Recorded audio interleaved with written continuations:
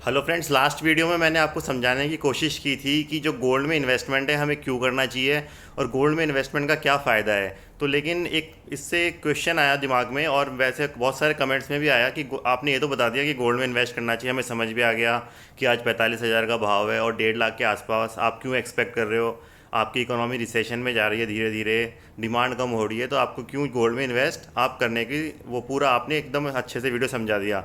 लेकिन क्या मैं अब गोल्ड में इन्वेस्ट कैसे करूं? क्या मैं ज्वेलरी खरीद लूं अपनी वाइफ के लिए, तो वो क्या इन्वेस्टमेंट है? क्या मैं आपने जो वीडियो में लास्ट टाइम दिखाया था गोल्ड का जो ये सिक्का है उसमें इन्वेस्ट करूं, या कोई और तरीका है गोल्ड में? और इसमें क्या टैक्सेशन पॉइंट ऑफ व्यू से भी क्या होता है, अगर मैं गोल्ड को बेचूंगा 5 साल बाद, 4 साल बाद या 2 साल बाद, तो मेरे कितना टैक्स लगेगा? तो इस वीडियो में हम ये सब क्वेश्चन जानने की कोशिश करेंगे। तो सबसे जो पहला जो इन्वेस्टमेंट है, जो मैं इन्वेस्टमेंट नहीं मानता लेकिन लोग मानते हैं, कि ज्वेलरी ख़रीद लेना। अब ज्वेलरी ख़रीदने मैं इससे पहले मैं आपको बताना चाहता हूँ कि मैंने गोल्ड में सारे फॉर्म ऑफ इन्वेस्टमेंट जो मैं अभी बताना चाह रहा हूँ कर चुका हूँ, एक्सेप्ट ज्वेलरी। क्योंकि अभी मेरी शादी नहीं हुई है तो अभी मैंने ज्वेलरी नहीं खरीदी अपनी वाइफ के लिए। उसके अलावा मैंने सारे ऑप्शंस जो भी हैं गोल्ड के वो ट्राई कर चुका हूँ, तो मुझे पूरा प्रैक्टिकली भी नॉलेज है कि क्या डिसएडवांटेज है, क्या एडवांटेज है इसमें इन्वेस्ट करने के। अलग अलग फॉर्म में जो हम इन्वेस्ट करते हैं गोल्ड में, तो कौन सा फॉर्म सबसे बेस्ट रहेगा। तो आप इसको वीडियो को पूरा ज़रूर देखना। शॉर्ट मैं कोशिश करूँगा शॉर्ट से शॉर्ट में आपको समझाने की।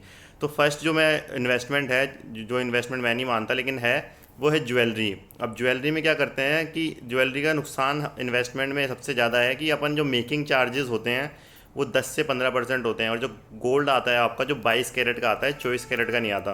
तो इससे क्या होता है, जब अब हम बेचने जाते हैं ज्वेलर को, तो वो वापस से आपको पिघलाने के चार्जेस वापस लेता है, ज्वेलरी ब्रेकिंग चार्जेस शायद इसको बोलते हैं। तो इसका जो कॉस्ट पड़ती है, जैसे मान लीजिए मैं 100 रुपये की अगर ज्वेलरी लेता हूँ और मैं उसको बेचने जाता हूँ, तो इसके बीच में मिनिमम से मिनिमम जो कॉस्ट पड़ती है वो 20 रुपये, मतलब 20% रिटर्न अपना इस फॉर्म ऑफ में ख़त्म हो जाता है। दूसरा नुकसान इसका ये है कि सिक्योरिटी वाला, कि ज्वेलरी अगर मैं लूँगा तो मुझे या तो बैंक लॉकर में रखनी पड़ेगी या मुझे बार बार संभालनी पड़ेगी। तो ये इन्वेस्टमेंट है। तो आप वैसे तो ज्वेलरी में एडवाइस नहीं करता, लेकिन अपने आप वाइफ के लिए ले रहे हैं, अपने किसी रिलेटिव के लिए ले रहे हैं, तो आप ले सकते हैं, वो आपकी मर्ज़ी है। लेकिन ऐसा इन्वेस्टिंग पॉइंट ऑफ व्यू से आप ज्वेलरी को अवॉइड कीजिए। दूसरा क्वेश्चन है ये जो गोल्ड कॉइन मैंने दिखाया था आपको वीडियो में, इसमें भी सबसे बड़ा ये नुकसान है, ये मैंने बहुत पहले लिया हुआ है। तो इसका नुकसान ये है कि आपके जो इसमें भी जो मेकिंग चार्जेस है वो 8% के अप्रॉक्स होते हैं, 7-8% के अप्रॉक्स मिनिमम होते हैं इसके मेकिंग चार्जेस। तो फिर से इसमें ये इसको भी अब मैं अगर मान लीजिए ऐसे 100 सिक्के मैं यहाँ पे घर पे रख लूँ, तो मुझे 5 साल तक इसको संभालने पड़ेंगे। मेरा एक मोटिव है कि 5 साल बाद या 8 साल बाद मैं इसको बेचूंगा, तो 5 से 7 साल 8 साल बाद तक मुझे इसको संभाल के रखना पड़ेगा, बार बार देखना पड़ेगा कि ये गुम तो नहीं गए हैं, ये कहाँ गए हैं, इसको लॉकर में रखना पड़ेगा। तो उसके बाद ये इसके बाद में 7-8% जो मैं मेकिंग चार्जेस एक्स्ट्रा दे रहा हूँ, वो मुझे उसकी कॉस्ट का रिटर्न का, उसका जो रिटर्न है उसका लॉस हो जाएगा। तो ये वाला इन्वेस्टमेंट भी एडवाइस नहीं कर रहा हूँ इसमें। अब जब मैं टैक्स का दोनों का, ज्वेलरी और उसका मैं टैक्स बता देता हूँ आपको। जैसे मान लीजिए मैंने ₹1,00,000 की ज्वेलरी खरीदी और 2 साल बाद इसका भाव हो गया ₹1,25,000, तो इसमें शॉर्ट टर्म कैपिटल गेन लगेगा। तो ज्वेलरी का जो टैक्सेशन होता है वो होता है, अगर 36 महीने से मैं ज़्यादा अगर होल्ड करता हूँ तो लॉन्ग टर्म कैपिटल गेन लगेगा, और अगर 36 महीने से कम होल्ड करता हूँ तो शॉर्ट टर्म कैपिटल गेन लगेगा। शॉर्ट टर्म कैपिटल गेन में क्या होता है, आपकी जो स्लैब होती है 5 से 10 लाख, 10 लाख से ज़्यादा, उस स्लैब में वो ऐड हो जाता है, तो उस स्लैब के अकॉर्डिंग आपके टैक्स लग जाता है। और लॉन्ग टर्म कैपिटल गेन में होता है कि जैसे मान लीजिए मेरी इनकम 50 लाख रुपए है और मैंने 20 लाख रुपए मेरे गोल्ड से रिटर्न आया है, तो लॉन्ग टर्म कैपिटल गेन 20% है प्लस सेस, मतलब 20.8% का आपका टैक्स लगेगा गोल्ड को बेचने में।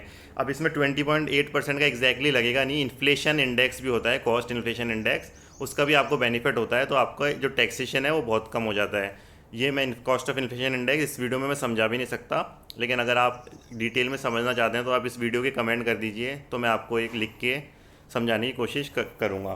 तो दूसरा जो इन्वेस्टमेंट है जो मेरे को सबसे अच्छा लगता है वो है गोल्ड ईटीएफ, या फिर गोल्ड का म्यूचुअल फंड। गोल्ड ईटीएफ और म्यूचुअल फंड में क्या फ़ायदा है, गोल्ड ईटीएफ में पर्सनली रिलायंस की जो गोल्ड बीज आती है वो करता हूँ। इसका एक्सपेंस जो रेशो है वो केवल 10 पैसे है, 10 या 11 पैसे है। और इसका जो ब्रोकरेज है, जिसमें दो ही कॉस्ट लगती है, एक तो कोई मेकिंग चार्जेस कुछ होता नहीं है क्योंकि इलेक्ट्रॉनिक ट्रेडेड होते हैं, तो इसकी दो कॉस्ट है 11 पैसे की, 10 या 11 पैसे की, तो जो है वो एक्सपेंस रेशो। और दो एक कॉस्ट है जो है ब्रोकरेज की मेरी कॉस्ट जीरो लगती है क्योंकि मैं ज़ीरोडा का अकाउंट यूज़ करता हूँ, तो उसमें ब्रोकरेज होल्डिंग पे लगती ही नहीं है। तो ब्रोकरेज की भी जो कॉस्ट है वो 1-2 पैसे ही नॉर्मली लेते हैं लोग, तो आपके 11-12-15 पैसे में आपका काम हो जाएगा। इसमें अगर आपका ज़ीरोडा का अकाउंट है तो आपका 10 पैसे 11 पैसे में ही हो जाएगा। बाकी आपका कहीं और डीमेट अकाउंट है, तो इसके लिए एक डीमेट अकाउंट होना ज़रूरी है। तो गोल्ड भी इसका जैसे जैसे गोल्ड का भाव बढ़ता जाएगा वैसे वैसे आपको जो रिटर्न मिलता जाएगा। जैसे मान लीजिए आज का भाव है 45,000 और लाख रुपए गोल्ड हो चुका है, तो लाख रुपए और 45,000 में 55,000 का जो आपका फ़ायदा है वो आपको पूरा मिल जाएगा। अब यही कॉइन में आपको मान लीजिए 45,000 का भाव और 1 लाख रुपए है, तो आप देखेंगे कि 1 लाख रुपए पे आप उसको जब ज्वेलर के पास जाएंगे बेचने पे, तो वो कुछ ना कुछ करके काट कूट के आपको 1 लाख रुपए के भाव देगा नहीं।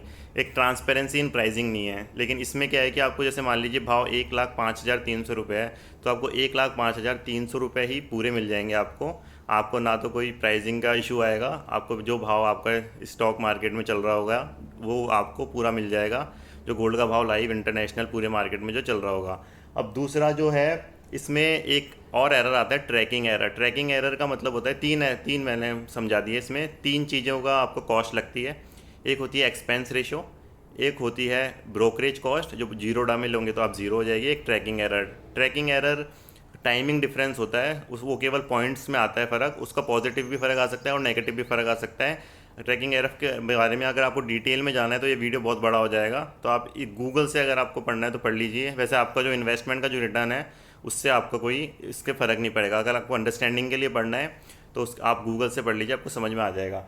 जो चौथा जो है, जो आप आजकल जो सबसे पॉपुलर भी है और जो मैं एडवाइस करता हूँ और धीरे धीरे मैं भी खुद भी, सॉवरन गोल्ड बॉन्ड करके है, इसके बारे में मैं सबसे ज़्यादा बताना चाह रहा था। तो सॉवरन गोल्ड बॉन्ड का सबसे अच्छा फ़ायदा है कि इसका जो पीरियड है वो 8 साल के लिए आपको होल्ड करना पड़ता है, और मिनिमम से मिनिमम 5 साल के लिए होल्ड करना पड़ता है। अब ये 5 साल और 8 साल का क्या फ़ंड है, जैसे मान लीजिए आज मैंने कोई भी गोल्ड ले लिया, सॉवरन गोल्ड का फ़ंड, इसमें 6 सीरीज़ में ये लॉन्च होता है, आरबीआई इशू करती है, तो आप इसकी कोई सिक्योरिटी का कोई इशू नहीं है इसमें। अब सॉवरन गोल्ड बॉन्ड में होता क्या है कि जैसे आप 5-5 दिन का एक स्लैब होता है, जैसे मान लीजिए हर महीने के 5 दिन, जैसे अभी 20 से 25 मई तक आप इसको ख़रीद सकते थे, 20 से 25 अप्रैल तक आप इसको ख़रीद सकते थे। तो जैसे मैंने भी ख़रीदा 20 से 25 अप्रैल में, 1 ग्राम आप इसको मिनिमम से मिनिमम 1 ग्राम खरीद सकते हैं, मैक्सिमम से मैक्सिमम 4 किलो का खरीद सकते हैं। तो आप है ना, हर महीने आरबीआई इसको लॉन्च करती है एक पर्टिकुलर प्राइस पे। इसमें आपको सबसे जो बड़ा फ़ायदा है वो टैक्सेशन का है। अगर 8 साल तक आप इसको होल्ड करते हैं और फिर उसके बाद आप इसको रिडीम करते हैं तो आपके 0% टैक्स लगेगा, चाहे से आपको इससे 1 करोड़ की कमाई हो, 10 करोड़ की हो, 20 करोड़ की हो या 1,000 रुपये की हो। आपका टैक्स किसी भी स्लैब में आ रहे हो, आपका जो कॉस्ट, वो जो लॉन्ग टर्म का कैपिटल गेन है वो एकदम ज़ीरो हो जाएगा। इसको कैपिटल इनकम बोलते हैं इसको, ये कैपिटल इनकम ट्रीट होएगी, तो इनकम टैक्स में इसका कोई टैक्स लगेगा ही नहीं। दूसरा, अगर आप 5 साल के बाद आपको ऐसा लग रहा है, 5 साल से पहले तो आप इसको बेच ही नहीं सकते, जो सबसे बड़ा नुकसान है। अब आप बोलोगे यार 5 साल तक मैं क्यों होल्ड करूं, तो आप बेसिकली आप समझने की कोशिश कीजिए, कोई भी इन्वेस्टमेंट होता है वो लॉन्ग टर्म के लिए होता है। अब जैसे मान लीजिए आप कोई बोलेगा यार नहीं नहीं 5 साल क्या, तो वो वैसे ही लोग बोलेंगे। आप एक हर इन्वेस्टमेंट को एक नॉर्मल फैक्ट्री से रिलेट कर सकते हैं। जैसे मान लीजिए आपने 1 करोड़ रुपये लगा के कोई फैक्ट्री खोली, तो आप क्या करेंगे, आप ये सोचेंगे कि 1 करोड़ रुपये 1 साल में डबल हो जाए या 2 करोड़ रुपए हो जाए, नहीं ना। आप ये, अगर आपका कोई ऐसा बिजनेस है जो 1 करोड़ रुपए 2 करोड़ रुपए हो रहा है 1 साल में, तो बहुत ज़्यादा चांसेस हैं कि वो अगले साल जीरो भी हो सकता है। तो आप इतना बड़ा, मतलब आप एक सट्टेबाजी टाइप का बिज़नेस कर रहे हैं, बहुत हैवी रिस्क का बिज़नेस कर रहे हैं। तो इस तरह से मैं इन्वेस्टमेंट एडवाइस भी नहीं करता हूँ। आप धीरे धीरे ही बढ़ेगा और धीरे धीरे आपको अच्छा रिटर्न लॉन्ग टर्म में मिल जाएगा। तो 8 साल के अंदर आपको टैक्स फ्री रिटर्न मिल जाएगा। दूसरा, जो गवर्नमेंट ने इसको अट्रैक्टिव बनाने के लिए, ताकि लोग ज़्यादा से ज़्यादा इन्वेस्ट करें इसमें, तो 2.5% का ब्याज भी मिलता है इसमें।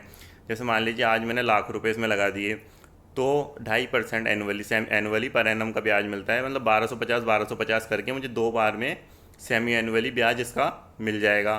तो इसका एक तो, और फिर उस जो भाव जो पड़ेगा, जैसे मान लीजिए आज का भाव गोल्ड का 45,000 है और 8 साल बाद इसका भाव 2 लाख रुपए हो गया, तो इसका जो डिफरेंस है वो मेरा टैक्स फ्री, वो तो मिलेगा ही मिलेगा। इसके अलावा मुझे हर 6 महीने में जो मैं इन्वेस्ट करता जाऊंगा डेट के अकॉर्डिंग, सेमी एनुअली मुझे ब्याज भी मिलेगा।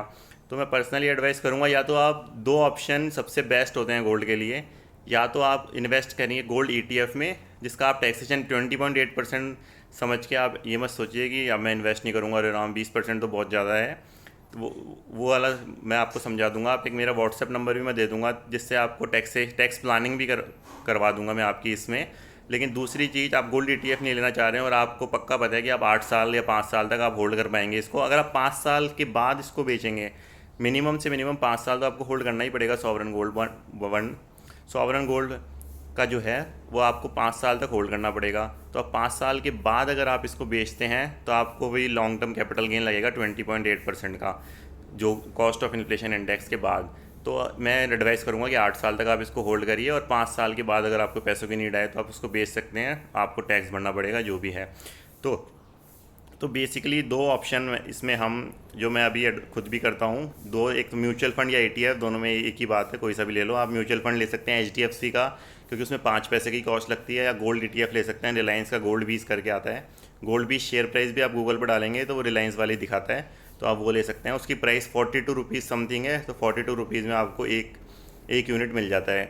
और दूसरी जो ये HDFC का गोल्ड फंड है, इसमें मिनिमम 5,000 रुपये लगते हैं, और आप उसके बाद एक बार जब आप फर्स्ट टाइम इन्वेस्ट करेंगे तो आप पेटीएम मनी से आप इन्वेस्ट कर सकते हैं, या फिर आप जीरोडा से इन्वेस्ट कर सकते हैं, या फिर आप कोई भी डीमेट अकाउंट है तो आप उससे इन्वेस्ट कर सकते हैं। डीमेट अकाउंट नहीं है तो पेटीएम मनी करके ऐप है, उसमें आप डाउनलोड कीजिए, KYC भरिए और आप उसमें इन्वेस्ट कर दीजिए आराम से। HDFC गोल्ड करके है, मैं पर्सनली भी वो इन्वेस्ट करता हूँ खुद भी, तो आप आराम से ETF या वो कर सकते हैं इन्वेस्ट। ETF खरीदना है तो जीरोडा से ख़रीद लीजिए, और बाकी है ना, वैसे ख़रीदना है नॉर्मल ETF खरीदना है तो रिलायंस की गोल्ड बीज ले लीजिए, और अगर आपको पेटीएम मनी से ख़रीदना है HDFC गोल्ड ले लीजिए। दोनों एक ही बात है, प्राइस मूवमेंट दोनों में सेम रहता है। तो दूसरी चीज़, आपको अगर सॉवरन गोल्ड बॉन्ड का आपको टैक्सेशन बेनिफिट उठाना है 8 साल का, और 2.5% का इंटरेस्ट भी जो एक्स्ट्रा है वो लेना है, और आपके पास इतना पेशेंस है कि 8 साल तक आप आराम से रुक पाएंगे, तो मैं एडवाइस करूँगा कि सॉवरन गोल्ड जो है वो सबसे बेस्ट इन्वेस्टमेंट है अभी तक का गोल्ड में, आज की डेट में।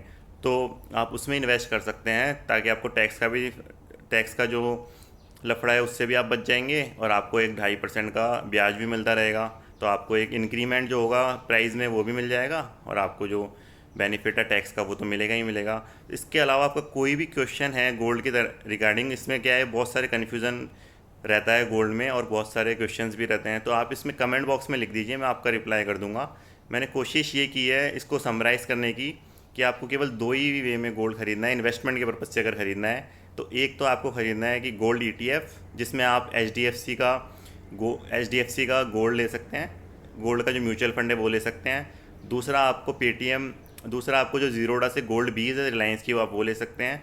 तीसरा सॉवरन गोल्ड फंड है, वो ले सकते हैं। बस इन दोनों के अलावा गोल्ड ETF या म्यूचुअल फंड या सॉवरन गोल्ड फंड, इन दोनों के अलावा आप किसी भी सिक्के में या फिर आप ज्वेलरी में इन्वेस्टमेंट पर्पज़ से नहीं खरीदिए। वैसे आप करना है आप ख़रीद लीजिए। चलिए, आप कोई भी क्वेश्चन हो तो आप नीचे कमेंट बॉक्स में लिख सकते हैं। Thank you.